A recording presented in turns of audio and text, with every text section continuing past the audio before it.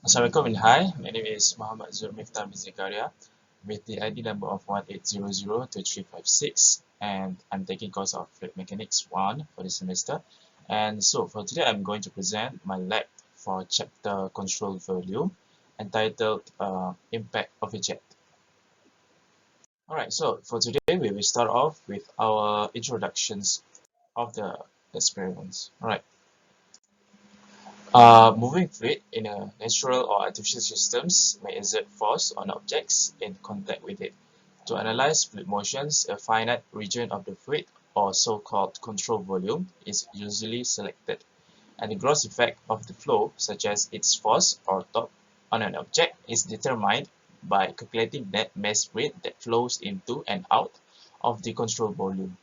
These forces can be determined, as in solid mechanics, by the use of Newton's second law or by the momentum equation. The force exerted by a jet of fluid on a flat or curved surface can be resolved by applying the momentum equation. The study of these forces is essential to the study of fluid mechanics and hydraulic machinery. Alright, next is the methodology and the objective of the experiment. Right. So the objective is to investigate the reaction forces produced by the change in the momentum of a fluid flow when a jet of water strikes a flat plate or a curved surface, and to compare the result from this experiment with the computed forces by applying the momentum equations.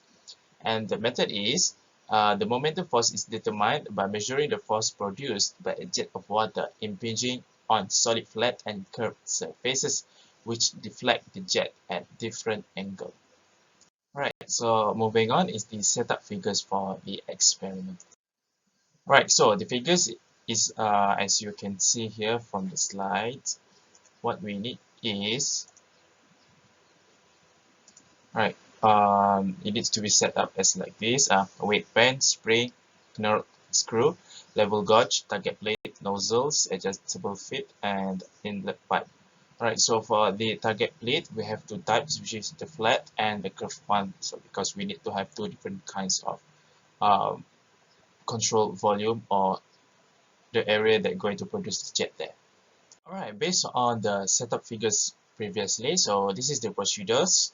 So the first thing is to remove the plate on the top plate and the transparent cylinder from the equipment and check and record the exit diameter of the nozzle. Replace the cylinder and screw the deflector onto the end of the shaft. Connect the inlet tube to the quick release connector on the bench. Replace the top inlet on the transparent cylinder. Next is level the cylinder replace and the three nuts and then tightened in sequence until the built-in circular spirit level indicates that the top plate is horizontal. Ensure that the vertical shaft is free to move and is supported by the spring beneath the weight band. Adjust the height of the level gauge until it aligns with the datum line on the weight band. Place a mass of 50 grams on the weight band and turn on the pump. Open the bench valve slowly until the datum line on the weight band is level with the gauge. Leave the flow constant. Observe and note the flow behavior during the test. Measure the flow rate using volumetric tank. This is achieved by closing the ball valve and measuring the time that it takes to accumulate a known volume of fluid in the tank as measured from the side glass. You should collect water for at least 1 minute to minimize timing errors. And repeat this procedure by adding an additional of 50 grams incrementally until the maximum mass of 500 grams has been applied. Repeat the entire test for each of the other two flow of deflectors, which is the curve and also the flat. Alright, so after we're done with the experiment procedure, and next is the results and discussions. So as you can see here, this is the sample of raw data table that could be used by the researcher. And yeah, this is the how we calculate the data, converting the raw data into statistical data.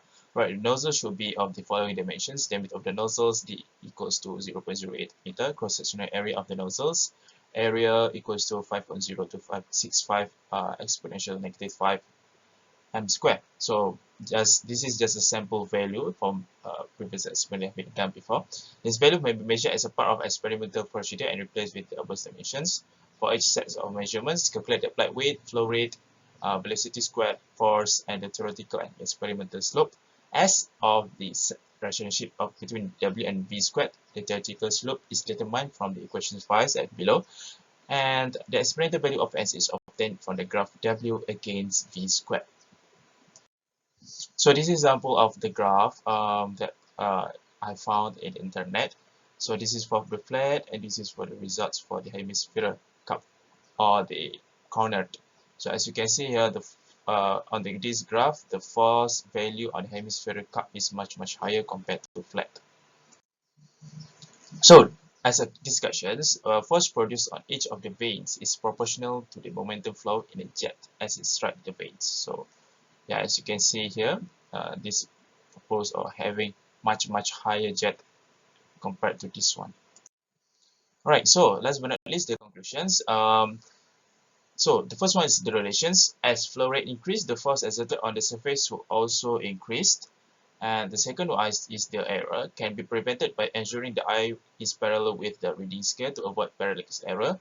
As because compared to when we calculate theoretically, it's different with what we got from the experiment, as during the experiment there are such errors such as frictions occurs and other external factors that might affect the data. And last but not least, applications can be found in hydropower plant as it utilizes the water flow to produce electricity by moving the turbine with high jet or high force power. That's all from me. Thank you.